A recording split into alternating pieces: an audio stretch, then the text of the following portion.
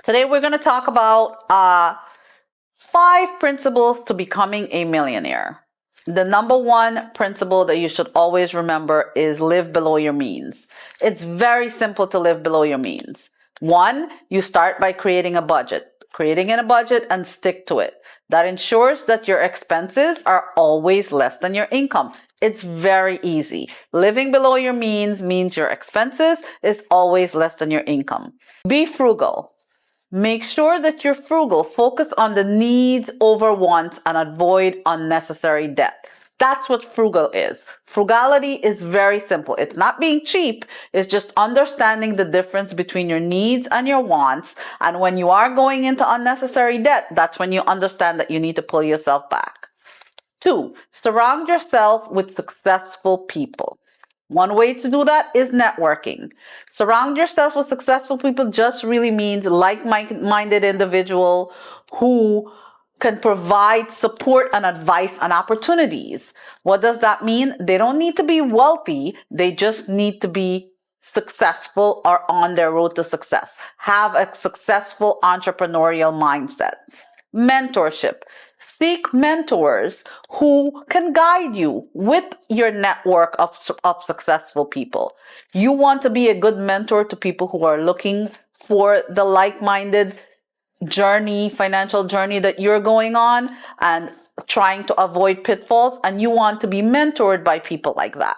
So always listening to the people around you and the successful people around you and how they're able to facilitate their financial journey is important.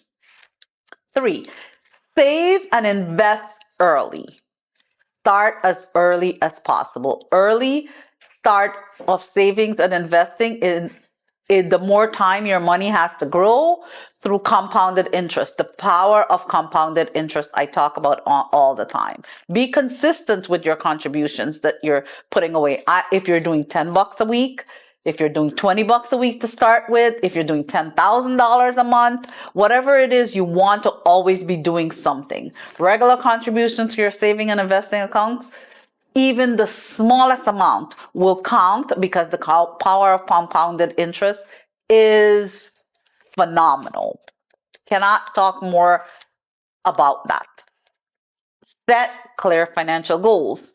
Once you have your goals, it's important to have the vision. The vision is the goal. Having a clear vision of where your financial goals are and defining what you want to become in terms of when you're setting yourself up to becoming a millionaire is really important. Specific targets.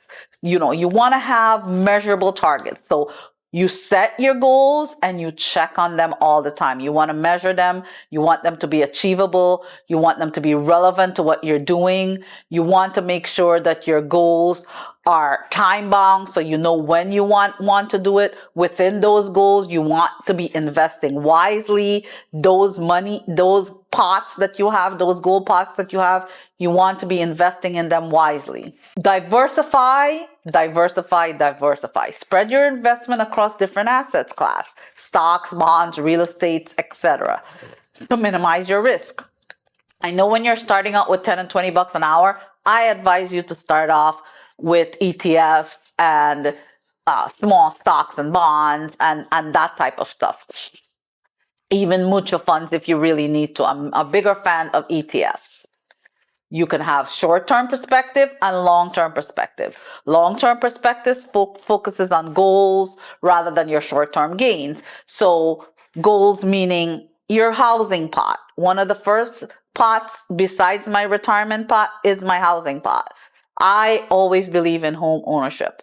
I believe that when you pay rent, you pay somebody else's mortgage. So I'm always focused on home ownership. It's always been in my 5 decades of almost living. It's always been one of my top goals, one of my top priorities on my priority list, and it has not failed me yet. I'll let you know when it fails me, but it has not failed me yet. So that's one of my long-term goals. My short-term goals are my vacations that I want to go on, maybe something that I want to buy specifically within the household. Maybe sometimes that might be a car or a new furniture set if I need it or something like that. Other long-term goals that I have: kids' college fund, retirement funds. Uh, within those funds, I have my car fund, if that is something that I'm looking at. Sometimes my vacation fund, depending on how expensive it is, goes a little longer term. But for the most part, a long-term goal for me is over 5 years. A short-term goal is within 5 years. But in all of these situations, you're looking at the power of compounded interest. Interest is something that people forget about, or they're not looking at, because a dollar could buy 12 eggs today, maybe, but tomorrow it's only buying 6 eggs. So you have to make sure that your dollar has grown to where it's still buying at least 12 eggs tomorrow, and maybe 18 eggs if you're doing well with your long-term goals. Remember, you have to have goals and plans. Your goals are the things that you want to achieve. Your plan is your steps to get to those achievable goals.